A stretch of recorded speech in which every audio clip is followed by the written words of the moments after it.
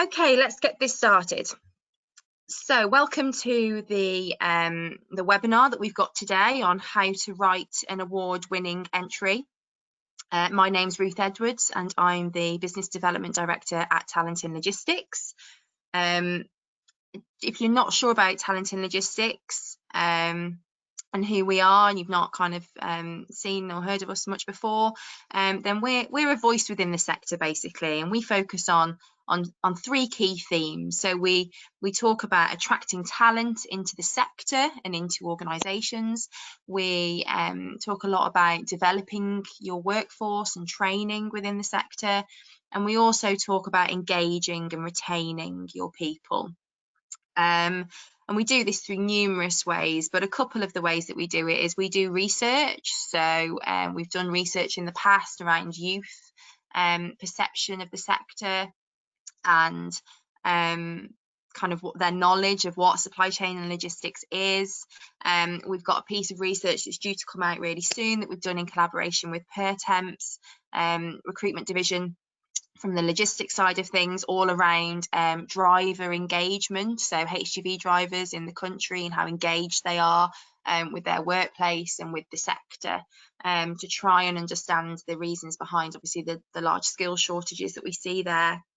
So yeah, we do quite a bit of research, and we also run events. So one of which is the awards that obviously I'm going to talk to you about today, and we've also got conferences, our next one being in September. Obviously things have had to evolve a lot recently, and so most of our offerings are digital now, but our digital conference in September is on the 23rd, and that again is going to focus on completely on people strategies such as, you know, managing change, engaging a remote workforce, creating a culture of well-being. So yeah, those are kind of the key things that we get up to, and obviously the awards is a big one as well.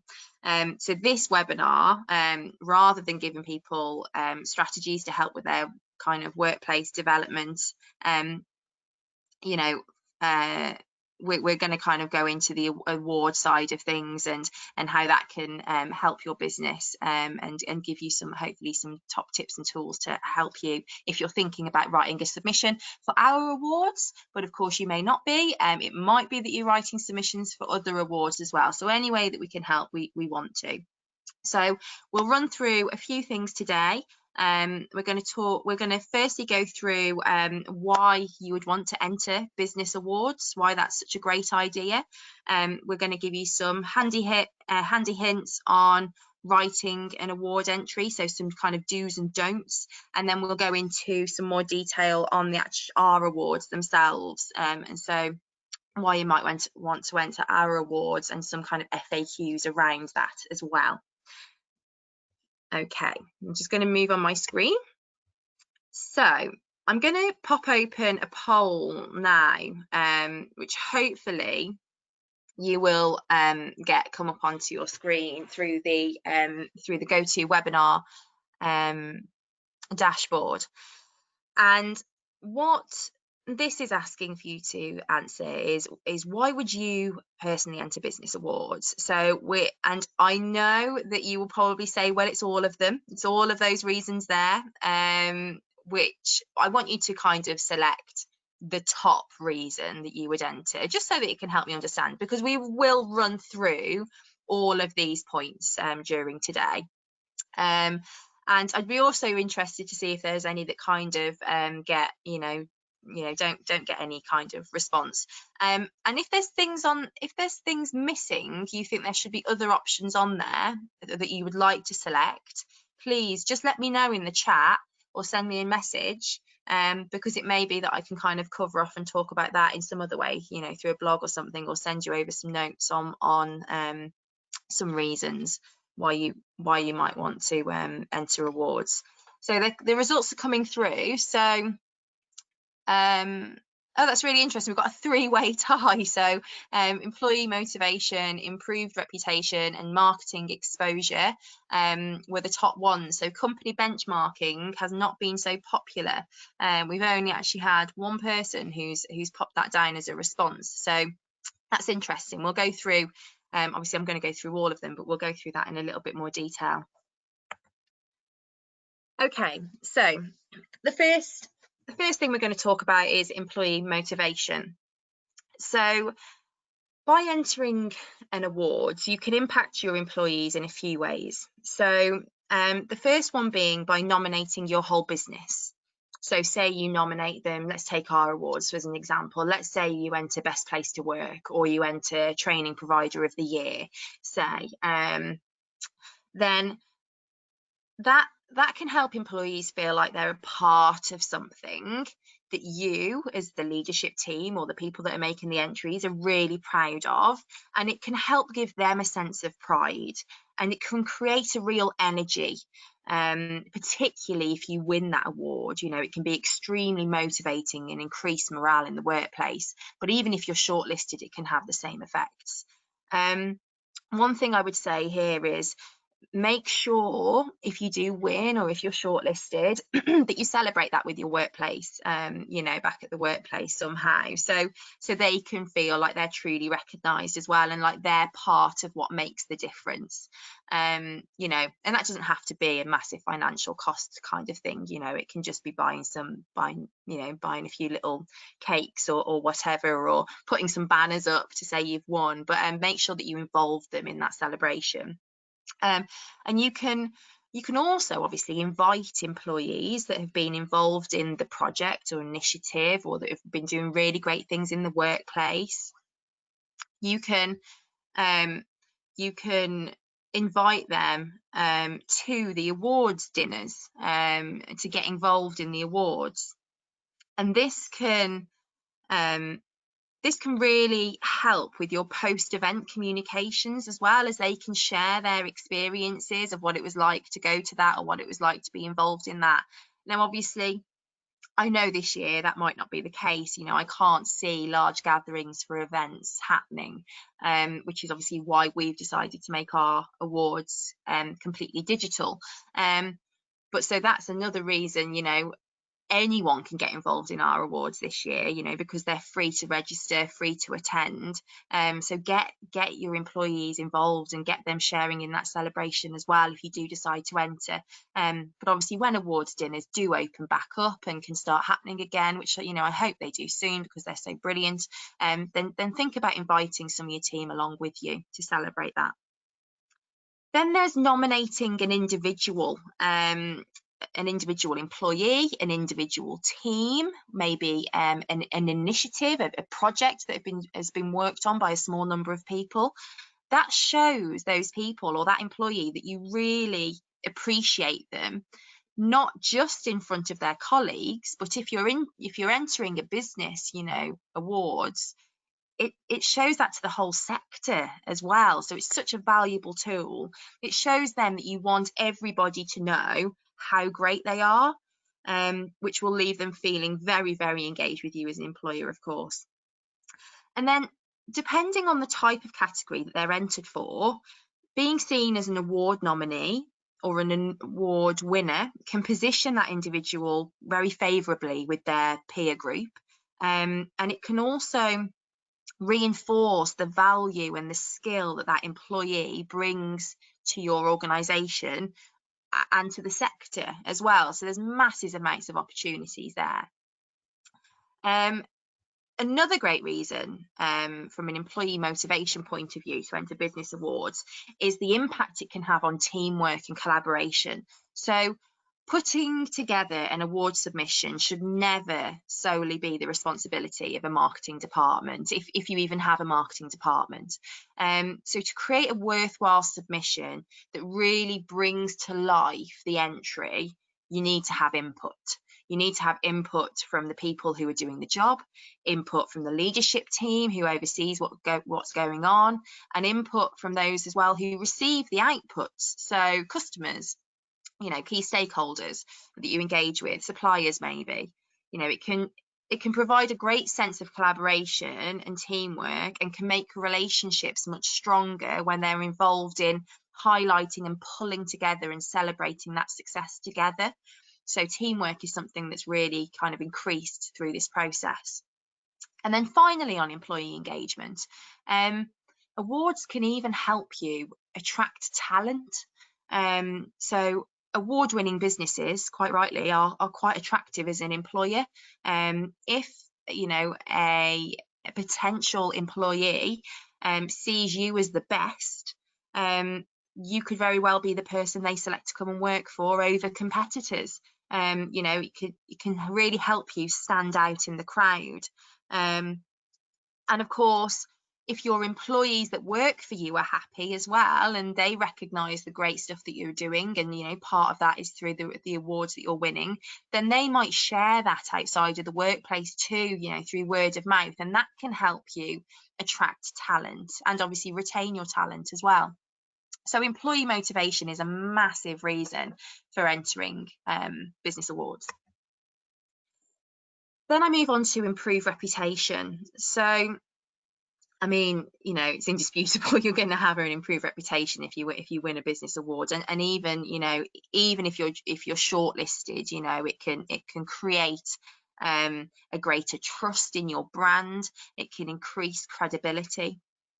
You know, they're a really powerful endorsement for your business, and it can help set you out again as you know, it can give you a kind of a differentiator again against your competitors. So if you've got competitors that are selling the same sort of products or services that you are, but you're doing it at an award-winning level, you know, then that's really, you know, a stamp of kind of credibility there to put onto your materials that you send out. And one thing I would say is, you know, get it on your sales pitches, get it on your presentations you're going to be delivering to board members. You know, make sure people know that you're an award winner, because it can really boost that confidence that people have in you.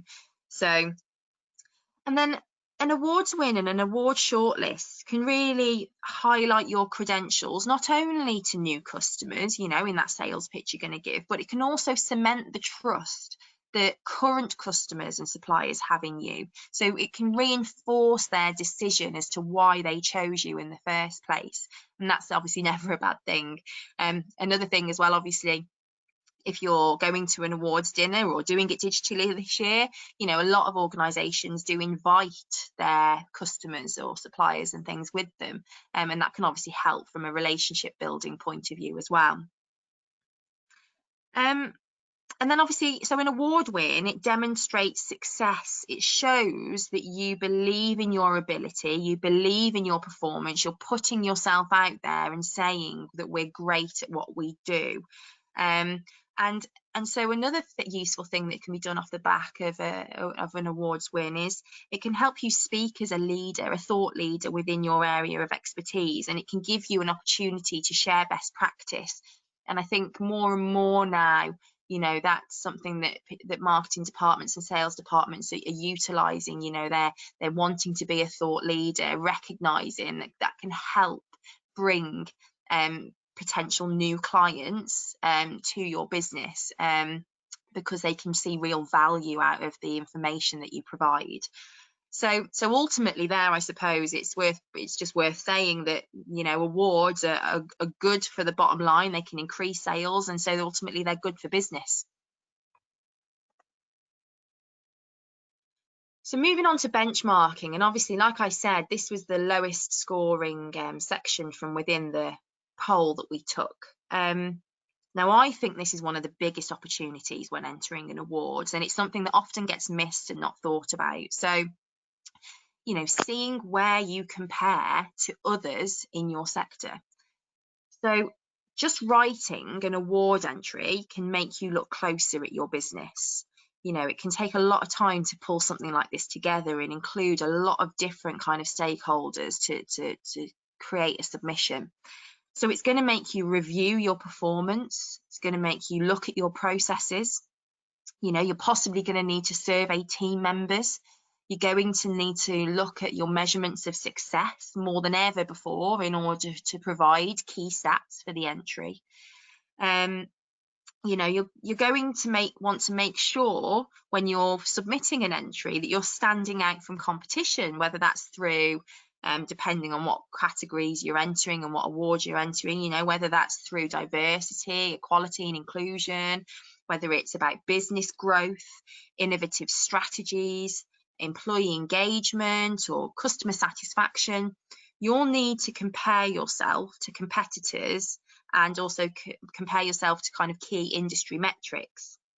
So pulling together an awards entry and all of the evidence that you're going to need is effectively going to make you almost do like a SWOT analysis of your business or your initiative that you're talking about. You know, it's going to help you spot key strengths and weaknesses, and will help you identify opportunities for further improvement, and also highlight any threats that may exist. So for me, benchmarking is one benefit to entering an awards that could be more business critical really and so valuable, you know, more so than maybe even winning the award. So I think benchmarking is a real important thing to consider as a benefit to the business, and you know, something you can kind of, you know, from a compelling argument to your boss as to why you should enter, you know, something you should really talk about. And then the final thing that I wanted to mention, as I said, when putting together this argument as to why to enter business awards, is marketing exposure. So you don't have to win an award, as I've mentioned before, to get a massive amount of exposure and brand awareness. Yet business awards are not always at the top of a company's marketing checklist. You know, there's you know, obviously company products and service brochures and the website and the social media campaigns, and you know, but and awards can kind of help you in all those areas, you know, to kind of put these extra little stamps and keep that conversation flowing about your brand. They're a fantastic PR tool, and they can open up lots of local press opportunities, as communities love to hear about a local business that's doing well. And sometimes it can even open up national press opportunities. You know, if you're doing a lot in the space of people strategies, you know, there's a lot of organizations that will want to hear about that and might want to again, you know, share that best practice and to highlight that in national press. So there's a lot of PR opportunities.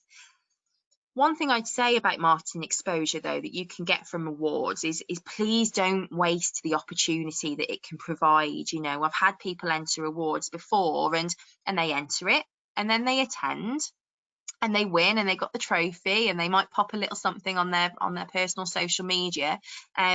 But it gives a real opportunity if you kind of throw yourself into it wholeheartedly to really, you know, maximize on some exposure and to really get a buzz created around the event.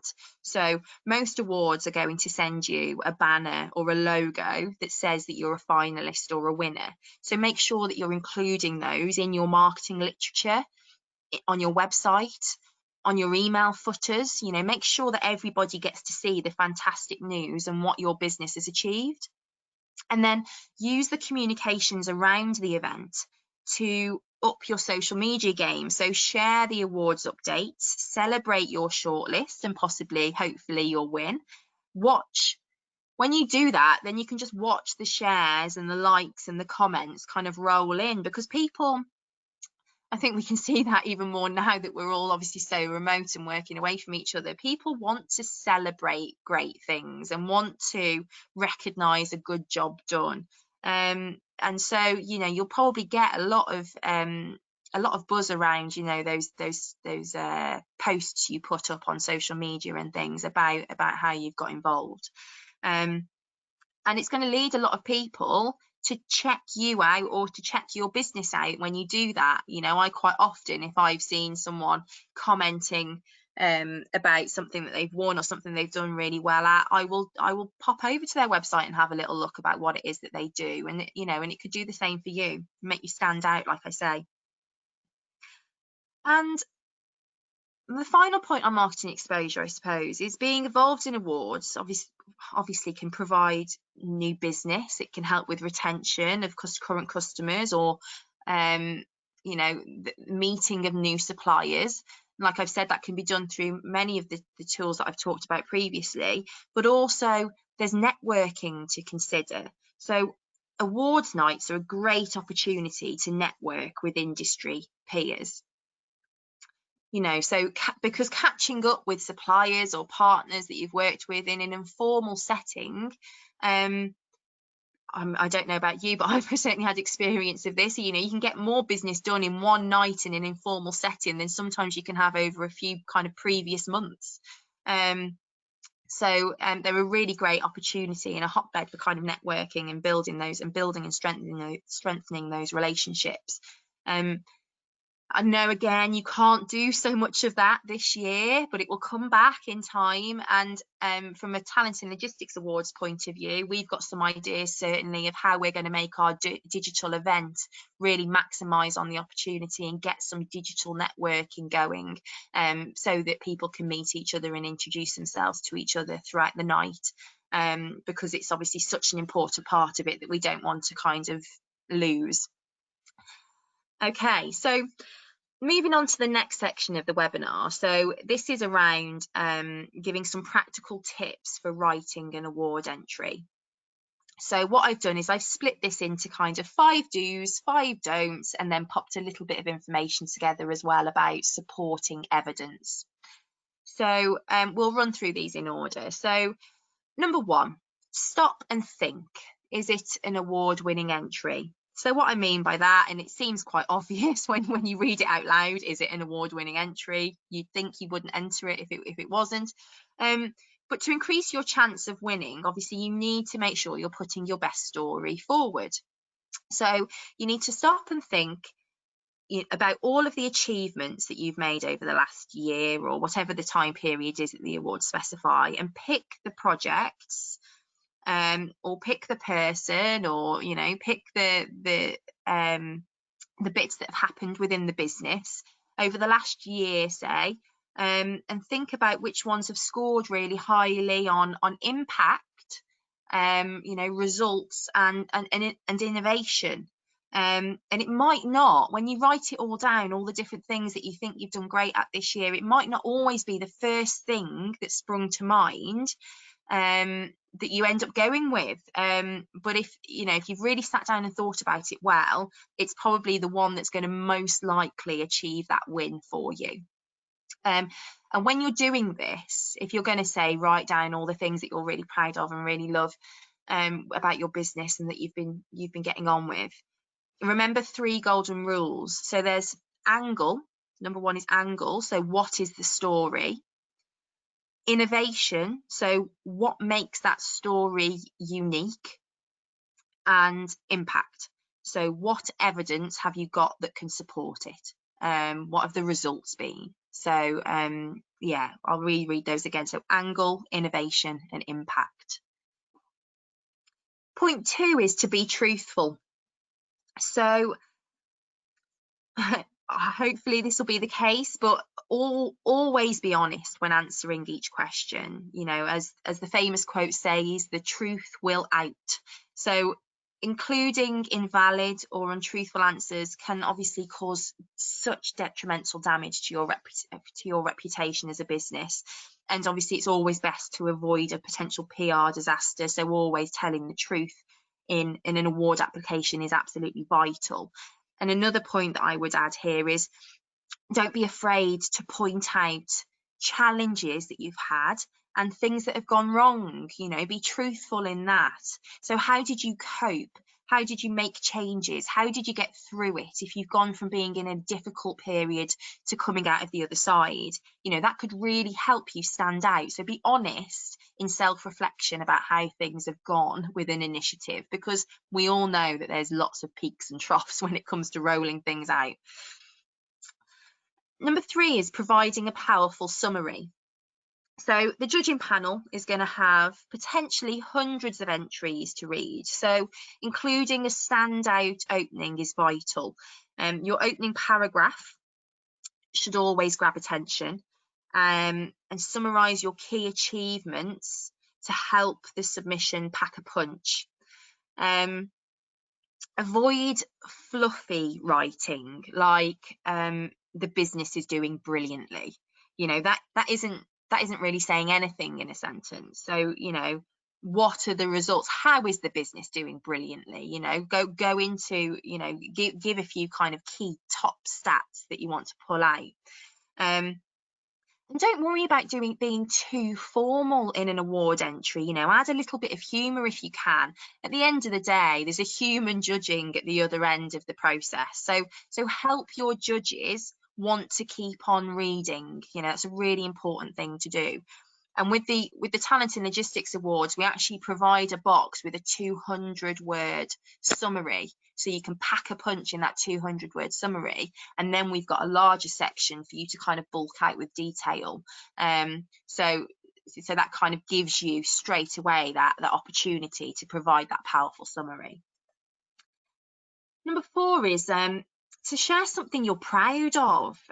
You know, even if it doesn't seem that innovative on the surface, you know, if you're proud of yourself, you know, we've got Inspirational Leader and Rising Star. If you're really proud of yourself and what you've achieved over the last 12 months and what you've been up to, you know, celebrate that and shout about it. You know, even if, you know, it's going to help your passion come across in your entry if you're really proud of the thing that you're talking about, you know, and it will kind of add that kind of flair to your entry. And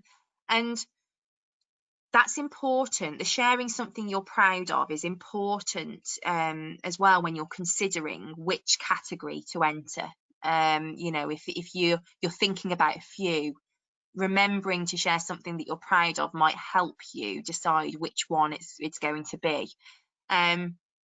And share the pride as well of your colleagues and your team members, you know, that they've got in this initiative, or they've, you know, the belief that they have in you. Share their pride within your entry as well is something I would say. And then point 5, the final on the do's, is to recycle. So,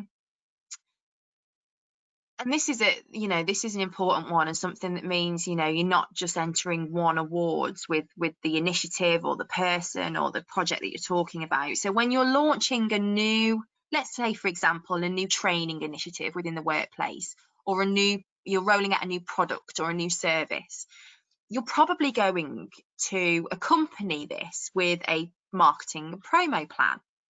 So part of this plan should always be to write an awards entry outline within this. So starting from the off, you know, when you're launching it, starting to piece together the strengths, the opportunities and the benefits of this new product or service or initiative as you go, creating a folder where you can pop in kind of top stats that you found, top feedback and testimonials, and, you know, different marketing activities, whether you've, you know, your press release that you've written, you know, can help you with great content for your awards entry. You know, store all these things together with the view in mind that you might use some of this content to write an awards entry, you know, and then use this material to pull together a submission.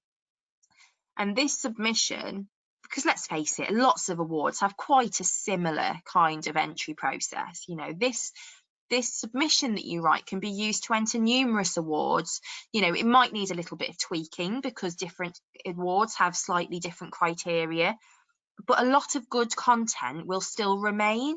So if you can win, let's say, the Talent in Logistics Training Provider of the Year award, why can't you also win the Chamber of Commerce Small Business Award, for example? You know, entering and being shortlisted or winning 2 or 3 or 4 awards is far better for your marketing exposure, your employee recognition, you know, than winning or being shortlisted for just the one. So yeah, pull all that content together and recycle it to enter as many awards as you possibly can. And to kind of reiterate those points that I've mentioned, I've included a quote here to show you that I'm not just I'm not just making it up all by myself, and it's not just all my own opinion. So James Clark is the Secretary General at the British Industrial Truck Association, and he formed part of the judging panel for last year's awards. And this is kind of a quote that he gave us about entering awards. So the well-known expression of less is more can also apply to award entries. So this is kind of reinforcing that powerful summary bit. So, you know, it's often a single fact or sentence that can catch attention. So making sure you've got a really strong statement right at the head of your entry about why your entry is worthy of winning is an important thing to include. That reinforces, like I say, that that 1 point, point 3, I think it was, that I made. So moving on now to the 5 don'ts. So please don't leave the award entry writing until the last minute. So writing a good award entry always takes a lot longer than you think it's going to. And award entry deadlines have a nasty habit of creeping up on you. So I personally would always give myself about a month to research, to gather the information, to write the entry, to read it, to then rewrite it probably, to get it proofed, then possibly to give it another few tweaks. So, you know, it can take a long time, the process. If you're going to do it right, and if you're going to have that award-winning entry, you know, I've seen many submissions come in over the years, you know, where someone said at midday, oh, what time do the awards close again? I'm about to start writing, and I get the submission through at 6 p.m. on the evening, and it's, you know, you can tell it's been thrown together, and, you know, there's only a couple of paragraphs, and they don't really have many facts and figures or evidence to back up what's been written. And, you know, it's so important to give yourself that time if you want to stand a chance of obviously winning those awards. And the other thing I'd say is, like, we can help you as well. If if we get the awards entries in, you know, a little bit before the deadline, you know, we don't mind having a little look through and giving some pointers. So, you know, definitely don't leave it to the last minute. And as luck would have it, from a Talent and Logistics Awards point of view, there is exactly 1 month. And I haven't purposely said the 1 month thing for this, by the way. There's exactly 1 month until ours close. So this webinar potentially could be your first stage of planning what you're going to do. So a good start, I would say. Number 2 is don't ignore the fine print. So check your entry guidelines to ensure that you're covering off all of the criteria for your category. You know, missed questions could lead to things being ignored. So if you're not sure whether to include something or not, ask the awards team, you know, for some advice. You know, they don't normally form part of the judging panel, and so we'll always be happy to help. Number 3, don't ignore the word count. So word count can be calculated differently on different systems sometimes. So before uploading your entry, be sure to check the amount of words that you're using. And as a little side note as well, try not to use different fonts and sizes for your award entry, as these can make it harder for the judging panel to read. Just keep it nice and clean and concise. Number 4, don't enter the wrong category. So again, we've seen this a lot of time in the past, where we've had to ring someone up and have a chat with them and say, look, it doesn't look like this is quite the right fit. It seems like you kind of more suited over on this category. So be sure that you've read the category description thoroughly, and make sure that you've downloaded the correct entry form. We've had that quite a few times where people have accidentally popped it on the wrong form. Because uploading that could make your entry, I mean, we're quite, you know, we're relaxed about it. We'll let you know if we think it's in the wrong category, and, you know, potentially move it over if it needs to be. But for some awards, it can make your entry invalid and can make it be missed. So be careful with that. And probably the most important 1.5 for me is to proofread. So you might be too close to your award entry. You know, you've written it, you've read it, and you know, sometimes you just, like, you know, the saying goes, you can't see the kind of wood for the trees. So you need to get a fresh pair of eyes in it. You know, get a colleague to proofread it for potential mistakes and typos, to check that it flows well. Ask someone maybe who's not involved in the project to read your entry, ensuring it's easy to understand and that you captured all that was involved.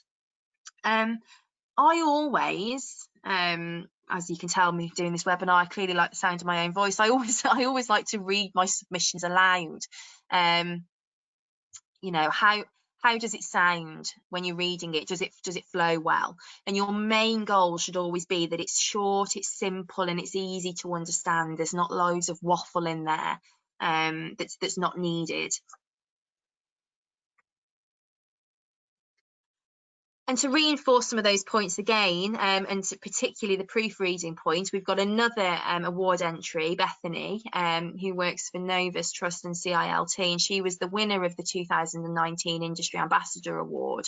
And she's again said, as you know, make sure that you get someone to read it through. You know, is everything explained? Is it easy to understand? With acronyms, it's so important. The judge might not know the acronym you're referring to, so make sure you spell that out for them. You know, check that the message that you're trying to deliver in your entry is coming across, and getting another pair of eyes on it will help achieve that. Moving on to supporting evidence. So supporting evidence is so important, and it can quite often be the deciding factor on whether you get shortlisted or not. It's that important.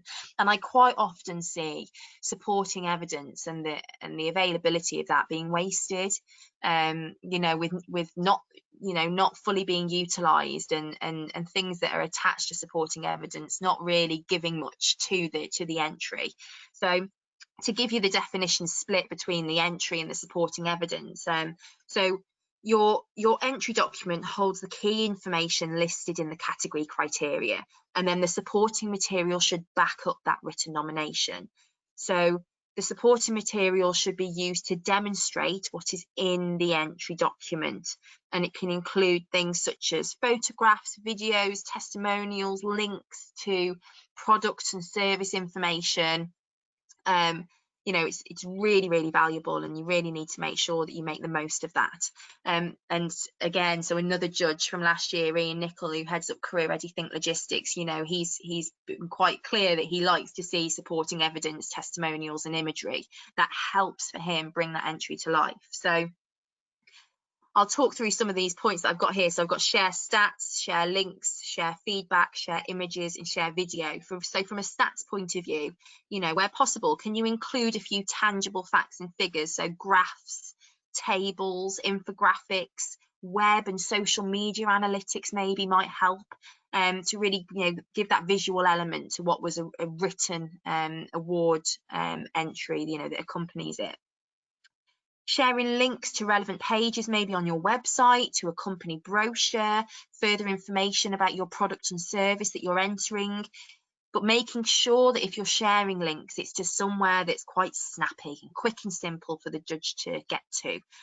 Don't take them, whatever you do, to a 100-page Word document. They're just not going to read it. They're not going to have the time to kind of take in all that information. So make sure you take them somewhere that's really nice and kind of punchy. And then sharing feedback. So it's obviously important for you to share the success that you're achieving by entering an award, but it's massive when your colleagues, when your customers, when your trainees share that success and share that pride in what you're doing too. It gives that entry so much more credibility and validation. So make sure that you're pulling in quotes and testimonials from people that can vouch for the quality of your work. Or for the quality of what you do personally within the organisation, if you're entering one of the categories that's for an individual.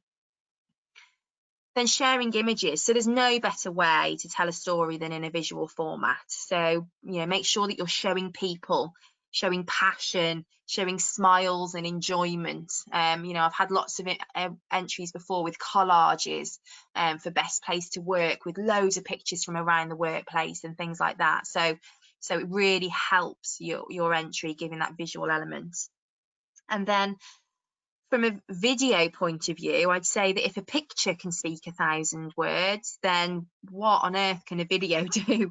You know, it's much easier, much quicker, and a stronger way for somebody to consume information, and it provides that humanistic touch that can bring your entry to life. So, you know, make sure that you're, if you've got the opportunity to include video, which I know ours does allow videos to be sent over, then make use of it if you can. So now I'm just going to go into the Talent and Logistics Awards a little. So for those who don't know much about it, so they're dedicated to the people of logistics. They are there to recognise those who help our sector to grow and to thrive and to succeed. And this year, I suppose it's more important than ever. You know, those in the logistics sector are always crucial, but you know, at the moment, they deserve even greater praise and recognition for their efforts of what they've been up to in 2020 so far. You know, the Talent and Logistics Awards this year is going to be unique. It's going to be online. It's going to be live streamed, and we're going to make that free to watch for everybody and anybody. So, and we're going to reveal those winners live on the night through that social stream. So, you know, let's get as many people in the sector to join us as part of our I Love Logistics campaign. You know, and celebrating that success together. It's free. You know, it doesn't cost anything. It's just a couple of hours of your time at night where you can have a drink and celebrate all that's great about our sector. So we're really thrilled to be able to be still bringing in 2020 that positivity and that pride to the sector in what's been a really challenging year. So yeah, we can't wait for it. So I'm going to just show a quick video now. Now I'm really hoping that this works for you. So just goes into some of the categories if you didn't know already.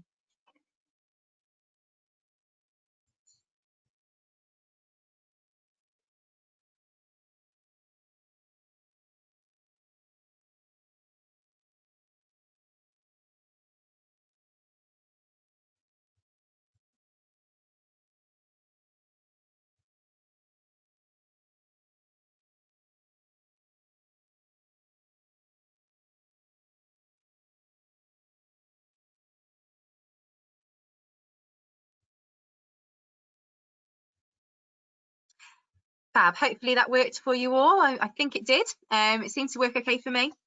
So, so running into the last bit really of today's webinar. So these are some FAQs just to give you some information if you're thinking about entering before the deadline on the 24th of July. So specifically about our awards.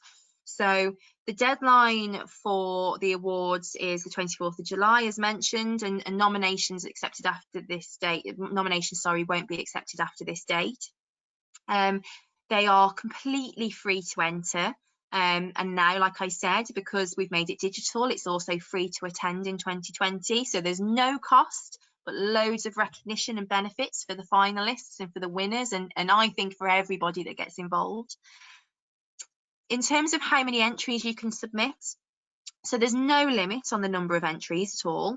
However, what we would say is that you avoid using the same entry across multiple categories. The category definition is different for each award, so make sure that you've looked at that. And whilst I said before, you know, you can recycle, and like I said, lots of good content will remain, you may need to tweak and change those award submissions slightly in order to make them work in the category that you're entering them for.